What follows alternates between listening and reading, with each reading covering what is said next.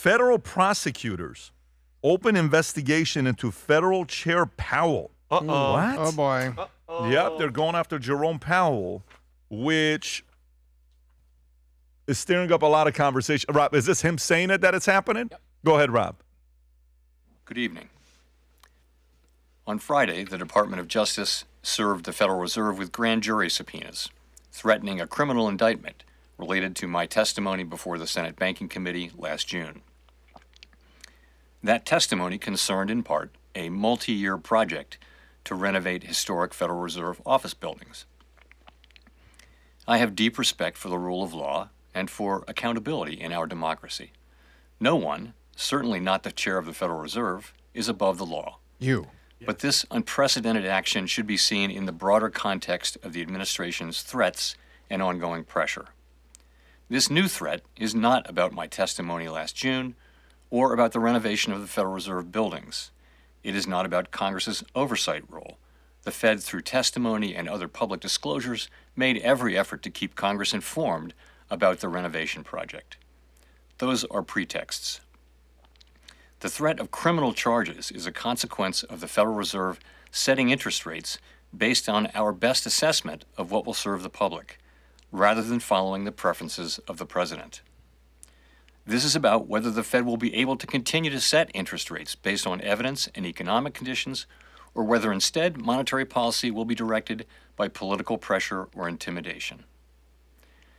I have served at the Federal Reserve under 4 administrations, Republicans and Democrats alike.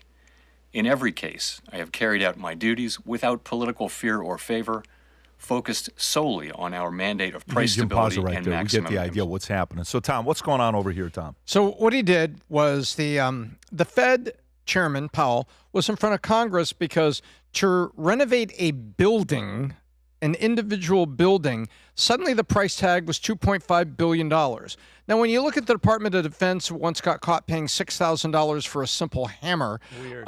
You know that when the government is paying for things, there's graft, there's kickbacks, there's all these allegations. I'm not saying that there was that on the Fed building, but all those allegations, usually when there's audits, really point bad. So last year, and the ad there it is. Federal Reserve blows $2.5 billion on Palace of Versailles headquarters.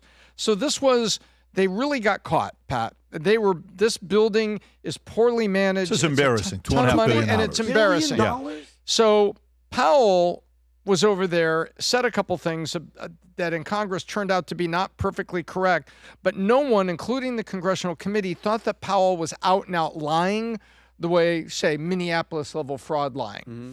Well, Trump, at the same time, has been putting pressure on Powell, as has Fannie and Freddie, Bill Pulte, has been pushing on Powell to lower interest rates to see if we could help the housing market a little bit or a little bit more. And Trump also wants to lower those rates for, Pat, U.S. debt is coming due, and it's going to be refinanced. He wants it refinanced at lower interest rates. So he wants the rates down. The Fed was saying no. Well, the Fed is now saying, okay, the federal investigators of doing this, and this is Powell saying, I think this is a little bit over the top considering what's going on at the Fed building, and I think they're using it to exert political pressure on me regarding interest rates. So it's not about me operating as the Fed. Suddenly, this is the president pushing politically because he didn't like my answer. And so now he's having people investigate the building. I think there's a little of both going on, Pat. Quite frankly, there is pressure on Powell to lower interest rates from the White House and from the Secretary Bessent. There are definitely pressure, but there also is, let's face it, yet again, the American taxpayer paying 20x what they should be paying for something. Mm-hmm. And so somebody needs to be, and if the head of the Fed, who's a political position, is managing a building project, the first thing I say is, wait a minute.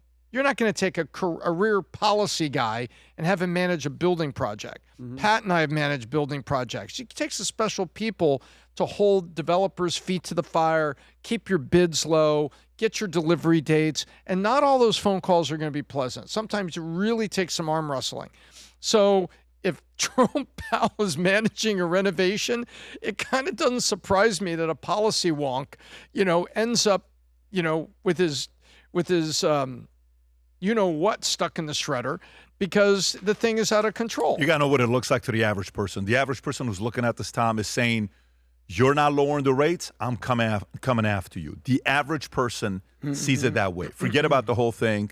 You talk to the average person. That's partly true here. Yeah, so if you look at the average person is saying, screw Jerome Powell. All I care about is lower the rates. I want to refinance. And I get that. And that's 80-90% of America.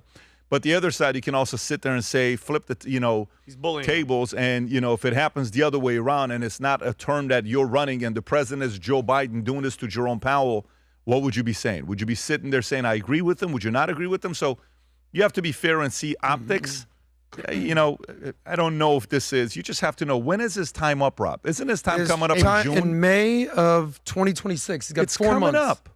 It's coming up in the next 4 months. So I get it. I mean, for 4 months to do that, you don't want to just wait 4 more months to get this just wrapped up and move on.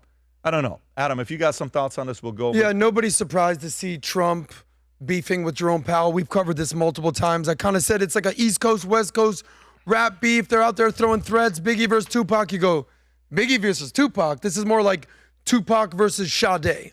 So the reality is we shouldn't have Jerome Powell speaking. The Fed doesn't speak unless there's some major problems usually, unless they're announcing some major announcement.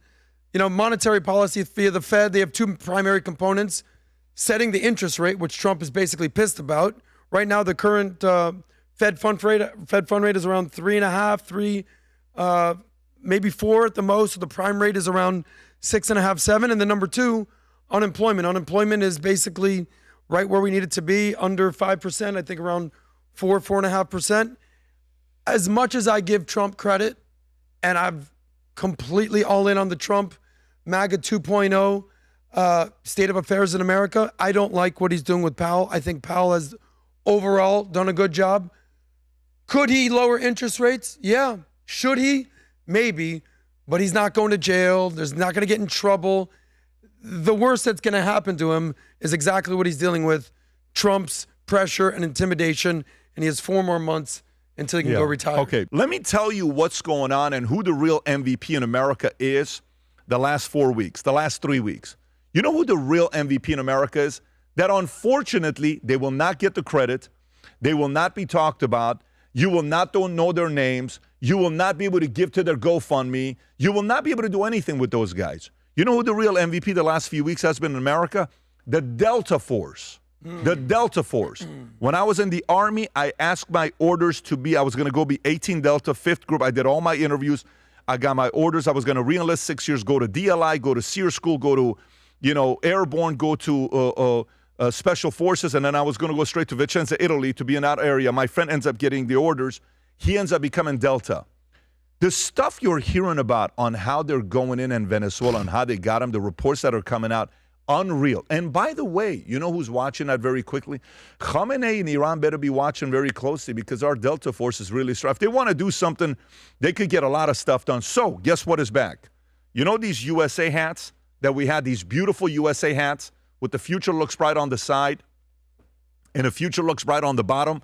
These sell out within seconds when we launch these. If you haven't picked one of these up, you love America. There's never been a more important time, especially 250-year anniversary, to go wear this. This is the USA, the USA on the front, American flag on the side, future looks bright on the back, and then you got future looks bright here. You can go back on this link, Rob, if you can put it below.